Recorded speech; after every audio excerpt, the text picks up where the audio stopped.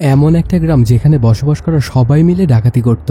এই জায়গায় যদি কোনো কাপল আসতো তাহলে বউকে ধরে নিয়ে গিয়ে স্বামীর কাছ থেকে টাকা হাতিয়ে নিত, তারপর স্বামীকে মেরে ফেলত আর বউকে প্লাস্টিক সার্জারি করে অন্য দেশে বিক্রি করে দিত। গ্রামবাসীর ব্যবসা ঠিকঠাকই চলছিল, কিন্তু হঠাৎ এক দম্পতিকে ধরাতে ওদের ব্যবসায় লাল বাতি জ্বলে যায়। এই দম্পতি কি গ্রাম থেকে ভালোভাবে বেরোতে পারবে, আর পারলেও বা সেটা কিভাবে? জানতে হলে তোমাকে পুরো ভিডিওটি না টেনে শেষ পর্যন্ত দেখতে হবে। বলছিলাম সদ্য মুক্তিপ্রাপ্ত অজিত কুমার অভিনীত ভিয়া মোয়াচির সিনেমাটির কথা। আর কোনো স্পয়লার না দিয়ে চলো তাহলে গল্পের গভীরে ঢুকে পড়া যাক। সিনেমার শুরুতে দেখা যায় এক দম্পতি গাড়ি নিয়ে কোথাও যাওয়ার জন্য রেডি হচ্ছিল। ওনার নাম অর্জুন আর ওনার বউয়ের নাম কায়েল। ওরা দুজনে ভালোবেসে বিয়ে করেছিল। বিয়ের 12 বছর পার হয়ে গেছে। ওদের কোনো বাচ্চা কাচ্চা নেই। একবার কায়েল প্রেগনেন্ট হয়েছিল, কিন্তু দুর্ঘটনাবশত বাচ্চাটা পড়ে যায়। তখন ডাক্তার জানায় কায়েল আর কোনোদিনই মা হতে পারবে না। এটাতে অনেক ভেঙে পড়েছিল দুজনেই। তারপরে কেটে যায় আরো 9টি বছর। ওদের মধ্যে এখন আর আগের মতো ভালোবাসা নেই। যদিও প্রেম করে বিয়ে করেছিল, তারপরে সময় স্রোতে ভালোবাসা ভেসে গেছে ওই দূর প্রান্তে। এখন কায়েল অন্য একটা সম্পর্কেও জড়িয়ে পড়েছে। সেটা অর্জুনকে জানানোর পরে একেবারেই ভেঙে পড়েছে বেচারা। সে এখনো কায়েলকে ঠিক আগের মতোই ভালোবাসত। কায়েল অর্জুনের থেকে ডিভোর্স চায়, তো অন্য কোনো উপায় না পেয়ে অর্জুনকেও তার সিদ্ধান্ত মেনেই নিতে হয়। ডিভোর্স হওয়ার আগ পর্যন্ত কায়েল তার বাবা মার বাসায় গিয়ে থাকবে বলে জানিয়ে দেয়। এটাতে অর্জুনের কিছুই বলার নেই। তবে সে শেষবারের মতো কায়েলের সাথে একটা লং জার্নিতে যেতে চায়। অর্থাৎ কায়েলের বাবার বাড়ি অর্জুনের বাড়ি থেকে অনেক দূরে। তো অর্জুন কায়েলকে সেখানে কারে করে নিয়ে রেখে আসবে বলে জানায়। অর্জুন যেহেতু কায়েলের সব কথা মেনে নিয়েছে, তো অর্জুনেরই শেষ ইচ্ছা আর ফেলতে পারে না কায়েল। এজন্যই দুজনে মিলে কায়েলের বাবার বাড়ির উদ্দেশ্যে রওনা হয়। প্রতিমধ্যে একটা রেস্টুরেন্টে গিয়ে নাস্তা পানি করতে থাকে ওরা দুজন। হঠাৎই কায়েলের ফোনে একটা কল আসলে সে বাইরে গিয়ে কথা বলতে শুরু করে। অর্জুন ওদিকে তাকিয়েছিল দেখে কায়েল অন্যদিকে চলে যায় যেন অর্জুন ওকে দেখতে না পায়। তখন অর্জুন মনে মনে ভাবতে থাকে এত বছরের ভালোবাসা কিভাবে চোখের পলকেই শেষ হয়ে গেল। কিছুক্ষণ পরে ওরা আবারও রওনা করে। ওদের গাড়িটা একটা শুনশান জায়গা দিয়ে যাচ্ছিল। চারিদিকে শুধু মরুভূমি, কোথাও কোনো জনমানবের কোনো চিহ্নও নেই। এই এলাকাটিতে ফোনের কোনো নেটওয়ার্কও পাওয়া যাচ্ছিল না। ওরা দুজনে খুব শান্তিমতোই যেতে থাকে মরুভূমির বুক চিরে। মাঝে মধ্যে দুজনে একটু একটু কথা বলছিল। এমন এক সময় কথা বলার সময় অর্জুন কায়েলের দিকে তাকিয়েছিল। হঠাৎই সামনে থেকে একটা গাড়ি চলে আসে। যখন অর্জুন দেখতে পায় তখন অনেক কষ্ট করে দুর্ঘটনার হাত থেকে বাঁচে। দুই গাড়ি কাছাকাছি থেমে যায়। অর্জুন বারবার কায়েলকে জিজ্ঞাসা করছিল যে তোমার কিছু হয়নি তো। পরে দেখতে পায় সবকিছু ঠিকঠাকই আছে। অন্য গাড়ির চালকটা এদের সাথে খুব বাজে বিহেভ করে সেখান থেকে চলে যায়। যদিও একটু থতবত খেয়েছিল এরা, তারপরেও নিজেদেরকে সামলে নিয়ে গাড়ি আবারও চালু করে। কিছু দূর যাওয়ার পরে সামনে একটা পেট্রোল পাম্প দেখে সেখানে গিয়ে থামে, ফ্রেশ হবে আর গাড়িতেও একটু পেট্রোল ভরে নিবে। তখন কায়েল যায় সেখানে একটা সুপার শপে। রাস্তার খাওয়ার মতো কিছু পণ্য সামগ্রী কিনে নিবে সে। সেখানে গিয়ে জিনিসপত্র নেওয়ার সময় হঠাৎই এক মেয়ের সাথে দেখা হয় কায়েলের। ওর নাম দীপিকা। তারপর দীপিকা তার স্বামী রাক্ষিতের সাথে পরিচয় করিয়ে দেয় কায়েলকে। তখন কায়েল বাহিরে থাকা অর্জুনকে দেখিয়ে বলে উনি আমার স্বামী। এখানে বলা যায় এক প্রকার ওদের মধ্যে ভালো সম্পর্কই হয়ে যায়। আসলে বিদেশে গিয়ে যদি দেশি মানুষ পাওয়া যায় তবে তাদেরকে আপনই মনে হয়। এদিকে দেখা যায় সেই পাম্পে আগের ওই গাড়িটাও চলে আসে, যেটার সাথে অর্জুনদের দুর্ঘটনা ঘটতে গিয়ে বেঁচে গিয়েছিল। সেই গাড়ি থেকে কয়েকজন ছেলে নামে। অর্জুন তাদেরকে চিনেও না চেনার ভান করে, কারণ সে কোনো ঝামেলায় জড়াতে চায় না। কিন্তু ছেলেগুলো অর্জুনকে বাজে বাজে কথাবার্তা বলতে থাকে। তখন অর্জুন ভাবসাব খারাপ দেখে নিজেই সরি বলে কাটিয়ে দিতে চায়। তারপরে ছেলেগুলো যেন গায়ে পড়েই যে ওদের সাথে ঝগড়া করতে চাচ্ছিল, তবুও অর্জুন কোনো কিছুই বলে না ওদেরকে। আর কায়েল কাজ শেষ করে বের হলে আবারও গাড়িতে করে রওনা দেয় ওরা। পরে কায়েল জিগালে সবকিছু খুলে বলে অর্জুন। আবারও মরুভূমির বুক চিরে ফাঁকা রাস্তা দিয়ে ওদের পথ চলা শুরু হয়ে যায়। কিছু দূর যাওয়ার পরে অর্জুন বুঝতে পারে গাড়ির স্টিয়ারিংটা জ্যাম হয়ে গেছে। পরে গাড়িটা সাইড করে যায় দেখতে। অনেকক্ষণ দেখার পরেও কিছুই খুঁজে পায় না অর্জুন। গাড়িতে ওর মতে কোনো সমস্যাই নেই। এখানে তো ফোনের কোনো সিগন্যালও নেই যে মেকানিক ডাকবে বা অন্য কোনো সাহায্য। ওরা দুজন এসব কিছু চিন্তা করতে থাকলে হঠাৎই সেদিক দিয়ে ওই ছেলেগুলো গাড়ি নিয়ে আবারও যাচ্ছিল। এবার তো ওদেরকে লক্ষ্য করে কাচের একটা বোতল ছুঁড়ে মারে। একটুর জন্য কিছু হয় না ওদের, বোতলটা পাশেই গিয়ে পড়ে ভেঙে যায়। ছেলেগুলোর এমন ব্যবহারে ওরা আরও ভয় পেয়ে যায়। একে তো শুনশান জায়গা, তার উপরে গাড়ি নষ্ট আর ফোনের কোনো সিগন্যালও নেই। এর ওপরে ছেলেগুলো ওদের সাথে এমন করছে। এখানে যে কোনো মানুষ থাকলেই তাদের ভয় পাবারই কথা। কিছুক্ষণ পরে দেখা যায় ছেলেগুলো আবারও ফিরে আসছে। সরাসরি ওদের কাছে না এসে একটু দূরেই অবস্থান নেয় ছেলেগুলো। এটাতে আরও ভয় পেয়ে যায় অর্জুন আর কায়েল। হঠাৎই ওরা খেয়াল করে দেখে বড় একটা ট্রাক আসছে ওদের এদিকেই। ওই সুপার শপে দীপিকা বলেছিল স্বামীর ট্রাকের ব্যবসা আছে। তো কায়েলের আর বুঝতে বাকি থাকে না যে এটা হয়তো বা দীপিকাদেরই গাড়ি। এটাতে হাত তুলে ওদেরকে থামতে বলে। ওরাও কায়েলকে দেখে ট্রাকটা সাইড করে নেমে আসে নিচে। তখন অর্জুনের সাথে পরিচিত হয় রাক্ষিত। অর্জুনের গাড়িটা আপডেট অটোমেটিক কার, ম্যানুয়াল কার হলে হয়তোবা রাক্ষিতই সাহায্য করতে পারত, কিন্তু এখন কিছুই করতে পারবে না সে। তখন রাক্ষিত বলে 6 কিলোমিটার সামনে একটা ক্যাফে আছে, সেখানে টেলিফোন বুথও আছে একটা, তো কোনোভাবে সেখানে যেতে পারলে হয়তোবা কোনো না কোনো একটা ব্যবস্থা হয়েই যাবে তোমাদের। এদিকে এখানে কয়েকজনকে দেখে ছেলেগুলো সেখান থেকে চলে যায়। তখন রাক্ষিত বলে আমার একটা ডেলিভারি আছে, তো না হলে তোমাদেরকে আমি সাহায্য করতে পারতাম, তবে সামনে গিয়ে আমি একটা টোটো ট্রাক পাঠিয়ে দিব, সেটাতে করে তুমি তোমার গাড়ি গ্যারেজ পর্যন্ত নিয়ে যেতে পারবে অনায়াসেই। আর কায়েলকে অনেক ক্লান্ত দেখে ওকে সাথে নিয়ে ওই ক্যাফেতে নামিয়ে দিতে চায়, সেখানে গিয়ে ফ্রেশ হয়ে আরাম করা যাবে আর এর মধ্যে গাড়িটাও হয়তো ঠিক হয়ে যাবে। প্রথমে অর্জুন যেতে দিতে না চাইলেও কায়েলের সম্মতি দেখে আর বাধা দেয় না। তারপর কায়েলকে গাড়িতে উঠিয়ে নিয়ে চলে যায় রাক্ষিত। এরপর অনেকক্ষণ কেটে গেলেও কোনো ট্রাকই আসছিল না, এজন্য অর্জুন আবারও নিজেই ইঞ্জিনটা চেক করতে যায়, গিয়ে দেখতে পায় একটা তার খোলা। তারপর সেটা লাগাতে গাড়িটা আবারও ঠিক হয়ে যায়। সাথে সাথেই অর্জুন গাড়ি নিয়ে চলে আসে সেই ক্যাফেটাতে, যেটার কথা রাক্ষিত বলছিল ওকে। এসে কায়েলকে খুঁজতে থাকলে কোথাও পায় না তাকে। সেখানে থাকা সবাইকে জিজ্ঞাসাবাদ করলেও লাভ তেমন একটা হয় না, একে তো ওরা ইংরেজি বুঝে না, তার উপরে অর্জুন এদের ভাষাতেও কাঁচা। তারপরে ভাঙা ভাঙা ভাবে বলে বোঝায় ওদেরকে, কিন্তু ইনারা জানায় যে তারা এমন কোনো ট্রাক বা কোনো মেয়েকেই দেখেনি। এটাতে অনেক চিন্তায় পড়ে যায় অর্জুন, কি করবে কিছুই বুঝে উঠতে পারছিল না। পরে দেখতে পায় ক্যাফের বাহিরে একটা সিসিটিভি ক্যামেরা লাগানো, কিন্তু দোকানি জানায় গত 2 মাস ধরে এটা নষ্ট। এটাতে আরও ভেঙে পড়ে অর্জুন। পরে গাড়ি নিয়ে দ্রুত সামনের দিকে আগাতে থাকে। 40 কিলোর মতো যাওয়ার পরে সামনে ওই ট্রাকটা দেখতে পায়। অনেক জোরে গাড়ি চালিয়ে গিয়ে ট্রাককে থামতে বললেও থামায় না রাক্ষিত।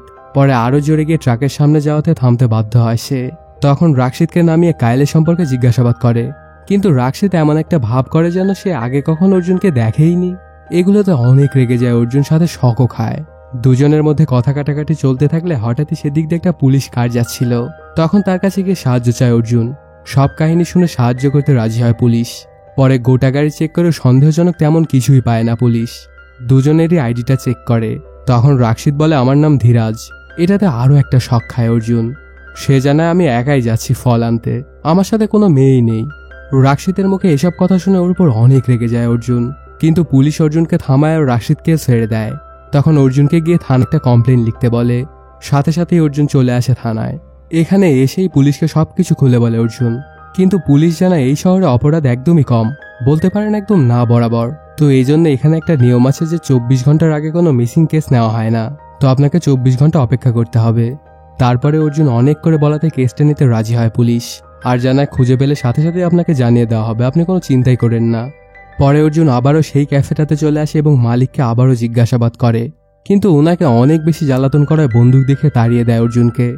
বাহিরে আসতে দেখতে পায় একজন অটিজম ছেলেকে। তখন সে জানে আমি দেখেছি আপনার বউকে, রোড 7-এর দিকে গেছে ওই ট্রাকটা। ট্রাকের মধ্যে 2জন মেয়ে এবং একজন ছেলে ছিল যার বড় বড় চুল ছিল। আর আমাকে সবাই পাগল বলে, কিন্তু আমি পাগল নই, আমি সবকিছুই দেখি এবং সবকিছুই জানি। সে আরও জানায় আপনার বউ হারানোতে পুলিশও যুক্ত আছে, তো পুলিশের কাছে কোনো সাহায্য চেয়ে আপনার লাভ হবে না। ওর থেকে সবকিছু শুনে রোড 7-এর দিকে যায় অর্জুন। গিয়ে দেখতে পায় শুনশান একটা জায়গা, সেখানে কয়েকটা গাড়ি পার্ক করা। গাড়িগুলো অনেক দিন ফেলে রাখাতে ধুলো দিয়ে ভরে আছে গাড়িতে। তখন সামনের দিকে আগাতে থাকে অর্জুন। হঠাৎই পেছন থেকে একজন এসে মারে অর্জুনকে। দেখা যায় ওই আগের ছেলেগুলো যাদের সাথে অর্জুনের আগের রাস্তায় ঝামেলা হয়েছিল। অর্জুন সবচেয়ে অবাক হয় ওই অটিজম ছেলেটাকে দেখে। আসলে সে অসুস্থ ছিল না, সে পুরোপুরি সুস্থই ছিল। তখন সেই ছেলেটা বলে পাগল আমি না, পাগল তুমি। তোমাকে যা বলেছি তুমি তাই বিশ্বাস করেছো। তোমার মতো বোকা মানুষ আমি আমার জীবনেও দেখিনি। ওরা সবাই মিলে অর্জুনকে অনেক মারধর করতে থাকে। ঠিক তখনই সেখানে এন্ট্রি নেয় রাক্ষিত আর দীপিকা। আসলে এই পুরো ব্যাপারটাই ওরাই প্ল্যান করেছিল। তখন রাক্ষিত জানায় তোমাকে মারার জন্য তোমার বউয়ের প্রেমিকা আমাদেরকে হায়ার করেছে, আর এই সবকিছুই জানতো তোমার বউ। এগুলো শুনে বড় একটা ঝাটকা খায় অর্জুন। পরে কিছু একটা গড়বড় আছে বুঝতে পেরে বলে তোমরা কারা। তখন পিছনের একটা কাহিনী দেখানো হয়। দীপিকা আসলে মেন্টাল হসপিটালে ছিল। ওর রুমমেটকে কথায় ফাঁসিয়ে মরতে বাধ্য করেছিল দীপিকা, এজন্য তাকে কঠোর নজরদারিতে রাখা হচ্ছিল। একদিন 3জন লোক দীপিকাকে একটা জায়গায় নিয়ে যায় মারার জন্য। ঠিক তখনই এন্ট্রি নেয় রাক্ষিত। দীপিকাকে প্রথমবার দেখেই ওর প্রেমেই পড়ে যায়। পরে সেই 3জনকে মেরে ওরা হাসপাতাল থেকে পালিয়ে আসে, সোজা চলে আসে দীপিকার বাড়িতে। তারপর দীপিকার বাবা মাকেও মেরে দেয়, আর সব টাকা পয়সা নিয়ে পালিয়ে চলে এসেছে এখানে। এখন কন্ট্রাক্ট নিয়ে মানুষকে মারাই ওদের মূল ব্যবসা। তখন রাক্ষিত অর্জুনকে বলে তোমাকে একটা সুযোগ দেওয়া যেতে পারে। কায়েলের প্রেমিক যত টাকা দিবে তুমি যদি ওর দ্বিগুণ টাকা দাও তবে কায়েল ও তার প্রেমিককে মেরে দিব আমরা, আর তোমাকে ছেড়ে দিব। বা তুমি যদি চাও তাহলে টাকা দিয়ে তোমার বউকে তুমি ছাড়িয়ে নিয়েও যেতে পারো। এসব কথা শুনে অর্জুন কি করবে কিছুই বুঝে উঠতে পারছিল না। ওরা 8 কোটি টাকা চাইছিল, যেটা অর্জুন সারা জীবনে কামাই করেছিল। একটা জিনিস অর্জুনের মাথায় ঢুকছিল না যে ওর ব্যাংক অ্যাকাউন্টে কত টাকা আছে সেটা এরা কিভাবে জানলো। এটাতে অর্জুন বুঝে যায় যে ওর বউ নির্দোষ আর এরা হয়তো অনেক আগে থেকে ওদের পিছা করছিল। তারপরেও এমন একটা ভাব করে যে এমন বউকে কেন বাঁচাবে যে কিনা ওকে মারার প্ল্যান করছিল। কিন্তু অন্য কোনো উপায় না পেয়ে রাজি হয়ে যায় অর্জুন। এটাতে পাশের শহরে নিয়ে গিয়ে একটা ব্যাংক দেখিয়ে সেখান থেকে নগদ টাকা উঠাতে বলে, আর যদি কোনো চালাকি করে তাহলে ওর বউকে মেরে ফেলবে এমন ধুমকিও দেয়। তখন অর্জুন চলে আসে ব্যাংকে। প্রথমে এত টাকা উঠানোর কথা শুনে দিতে চায় না ম্যানেজার, পরে অন্য কোনো উপায় না পেয়ে টাকা দিয়ে দেয়। ঠিক তখনই রাক্ষিত কল দিয়ে অর্জুনকে রাস্তায় যেতে বলে যেখানে ওর লোকজন আছে। এদিকে দেখা যায় কায়েলকে বেঁধে রেখেছিল ওরা। আসলে যে কাহিনীটা অর্জুনকে বলেছিল সেটা আসলে মিথ্যা। দীপিকা বা তার প্রেমিক কেউই অর্জুনকে মারার জন্য ওদেরকে টাকা দেয়নি। তখন দীপিকা কায়েলকে বলে তোমাকে মারার জন্য অর্জুন আমাদেরকে 8 কোটি টাকা দিবে, তো তোমার প্রেমিক তো অনেক টাকাওয়ালা, তাকে বলে আমাদের 10 কোটি দিতে বলো, তবে তোমাকে ছেড়ে দিব আমরা। আর এটার মাধ্যমে তুমি তোমার প্রেমিককেও টেস্ট করতে পারবে যে তোমার প্রতি ও লয়াল কিনা, আর তোমাকে বাঁচাতেও কত দূর পর্যন্ত যেতে পারে। কিন্তু কায়েল জানায় অর্জুন এমনটা কখনোই করবে না, ওকে আমি গত 12 বছর ধরে চিনি। এটা শুনে দীপিকা আবারও কায়েলকে বেঁধে সেখান থেকে চলে যায়। এ পর্যায়ে দেখা যায় রাক্ষিতের লোকেরা অর্জুনকে সহ টাকাগুলো নিয়ে গাড়িতে তোলে। অর্জুন বারবার কায়েলের কথা জিজ্ঞাসা করলেও ওরা বলছিল না। পরে হাসতে হাসতে বলে তুমি একদমই বোকা, তোমাকে আমরা যা বলি তুমি সবকিছু বিশ্বাস করে নাও, এবার নিজেই খুঁজে নাও তোমার বউ কোথায় আছে। এটা শুনে অর্জুন অনেক রাগান্বিত হয়ে যায় আর গাড়ির মধ্যে মারামারি শুরু করে দেয়। ভেতরে মারামারি চলতে থাকলে গাড়ির তো পুরো নাজেহাল দশা হয়ে যায়। এক পর্যায়ে অর্জুনের হাতে একটা বন্দুক চলে আসে আর সেটা দিয়ে ওদেরকে মারতে শুরু করে। পরে গাড়ি থামিয়ে দুজনকে সেখানেই ফেলে দেয় আর একজনকে নিয়ে যেতে শুরু করে। ওর গলাটা গাড়ির সিটের সাথে ডাক টেপ দিয়ে পেঁচিয়ে দেয় আর বারবার জিজ্ঞাসা করতে থাকে যে কায়েল কোথায়। তোর জন্য এটাই ভালো হবে যে যদি নিজের জীবনের পরোয়া করিস তাহলে তুই এখন বলে দে, আর না হলে আজকে তোকে মরতে হবে। কিন্তু কিছুতেই বলছিল না ছেলেটা। পরে অনেক বাজে অবস্থা করে ফেলে ওই ছেলেটার। হঠাৎই দেখা যায় সামনে পুলিশের একটা গাড়ি। তখন সেখান থেকে একটা পুলিশ বের হয়ে অর্জুনকে তার বন্দুকটা ফেলে দিতে বলে। অর্জুন বারবার বলছিল যে এরাই নিয়ে গেছে ওর বউকে, কিন্তু কার কথা কে শোনে। ওর হাতে বন্দুক দেখে পুলিশ তোর কোনো কথাতেই কান দেয় না। ততক্ষণে ছেলেটা বেরিয়ে বন্দুক দিয়ে এক ঝাটকায় মেরে দেয় পুলিশটাকে আর অর্জুনের দিকে গুলি চালায়। কিন্তু অর্জুন নিচে পড়ে গেলে তাকে আর খুঁজে পায় না ছেলেটা। পরে সেখান থেকে গাড়ি আর টাকা নিয়ে চলে যায়। তখন অর্জুন এসে রেডিওতে বলে যে পুলিশকে গুলি করা হয়েছে, তাড়াতাড়ি ব্যাকআপ পাঠান। এটা বলেই সে পুলিশের গাড়িটা নিয়ে সেখান থেকে চলে যায়। এদিকে দেখা যায় ছেলেটা টাকা নিয়ে চলে আসে রাক্ষিতের কাছে। এসে ওকে বলে ঘটনাক্রমে একজন পুলিশকে মারতে হয়েছে আর অর্জুন পালিয়ে গেছে, ওকে ধরতে পারেনি। তখন রাক্ষিত জানতে চায় তোকে তো ফলো করেনি। ছেলেটা বলে না, আমি এটা শিওর করে এসেছি আমাকেও ফলো করেনি। তারপরেও রাক্ষিত জানায় এখানে আর এক মুহূর্ত থাকা যাবে না, যে কোনো সময় পুলিশ চলে আসতে পারে। তো এখানকার সব প্রমাণ এখনই নষ্ট করে তাড়াতাড়ি কেটে পড়তে হবে এই জায়গা থেকে। এগুলো শুনে সবাই মিলে কাজে লেগে পড়ে। এদিকে অর্জুন গাড়ি নিয়ে যেতে যেতে একটা জায়গায় এসে পৌঁছে। এখানে এসেই দেখতে পায় ওই সব গাড়িগুলো যেমন গাড়িগুলো রাক্ষিত চালাতো। পরে সেখানে খোঁজাখুঁজি করতে থাকে অর্জুন, কিন্তু কোনো কিছুই পাচ্ছিল না। ঠিক তখনই সেখানে সন্দেহজনক একটা লোককে দেখতে পায়, যাকে কিছুক্ষণ আগে ওই ক্যাফেটাতে দেখেছিল অর্জুন। তারপর ওকে পিছা করে ওর বাড়িতে এসে পৌঁছে। তখন অর্জুন জানতে পারে এরাও রাক্ষাতের সাথেই কাজ করে। ওকে অনেক করে জিজ্ঞাসাবাদ করলেও রাক্ষাতের সম্পর্কে কিছুই বলে না। ওকে জানে মেরে ফেলার হুমকি দিলে বলতে যাবে, ঠিক তখনই সেখানে লোকটার মা চলে আসে আর অর্জুনের ওপর গুলি চালায়, কিন্তু ঘটনাক্রমে সেই মারা যায়। এই গুলি শব্দে আরও লোক চলে আসে আর অর্জুনকে মারতে শুরু করে দেয়। কিন্তু অর্জুনও কম নয়, সবাইকে মেরে বেঁধে ফেলে আর জানে মারার হুমকি দিলে রাক্ষাতের সম্পর্কে বলে দেয় ওরা। 13 নম্বর রোডের কাছে একটা পুরনো ফ্যাক্টরি আছে, সেখানে গেলেই পাবে তুমি রাক্ষাতকে। সাথে সাথেই অর্জুন সেখানে চলে আসে আর একটা মেয়ের বডি দেখতে পায়। তারপর বন্দুক নিয়ে চলে আসা সবাইকে মারতে শুরু করে দেয়। এত মানুষও যেন অর্জুনের কাছে কিছুই না, সবাইকে কুত্তা মারা মারতে থাকে অর্জুন, একজনকেও ছাড়ছে না সে। তারপর ঘরে ঢুকে আবারও শুরু করে তাণ্ডব লীলা। ছেলেটাকে মারতে থাকলে সেখানে হঠাৎই দীপিকা চলে আসে আর মারতে শুরু করে ওরা দুজন মিলে অর্জুনকে, কিন্তু অর্জুনও ছেড়ে দেওয়ার পাত্র নয়। পরে দীপিকা বলে সবকিছু শেষ হয়ে গেছে, এখন তোর বউ যদি তোর সামনেও আসে তারপরেও তুই ওকে আর চিনতে পারবি না। এটা বলেই অর্জুনের মাথায় কাপড় বেঁধে মারতে শুরু করে আবারও। তখন কাজ ভেঙে দুজনেই নিচে পড়ে যায়। দুর্ভাগ্যবশত দীপিকা সোজা গিয়ে পড়ে অ্যাসিডের মধ্যে। ওর পুরো মুখের এমন অবস্থা হয় যে দেখার মতো ছিল না। এটা দেখেও রাক্ষিত বলে তুমি এখনো সুন্দরী আছো, ঠিক আগের মতোই। তারপর পরে মারা যায় দীপিকা। এটা দেখে রাক্ষিত অনেক রেগে অর্জুনকে মারতে যায় আর বলতে থাকে কিছু মানুষ আমাকে পছন্দ করে না আর আমি কোনো মানুষকেই পছন্দ করিনি, তবে যেদিন দীপিকাকে প্রথম দেখেছিলাম সেদিনই ওর প্রেমে পড়ে গেছিলাম। গোটা পৃথিবীতে মানুষ হিসেবে একমাত্র দীপিকাকেই আমার ভালো লেগেছিল, আর তুই আজ তাকেই মেরে দিলি। এটা বলেই অর্জুনকে মারতে শুরু করে দেয়। দুজনের মধ্যে তুমুল ফাইট হতে থাকে, দেখে যেন মনে হচ্ছে বাঘের সিঙ্গেল লড়াই। তখন হঠাৎই রাক্ষিত মেটাল রিস্টোরের দিকে পড়ে যেতে থাকলে ওকে ধরে ফেলে অর্জুন, আর কায়েলের সম্পর্কে অনেক করে জিজ্ঞাসাবাদ করে, কিন্তু কোনোভাবেই কায়েলের সম্পর্কে কিছুই বলতে চায় না রাক্ষিত। তারপর নিজের ইচ্ছায় সে ডিস্ট্রয়ারের মধ্যে গিয়ে মারা যায়। এটা দেখে অর্জুন তো পুরোপুরি লেগে যায়।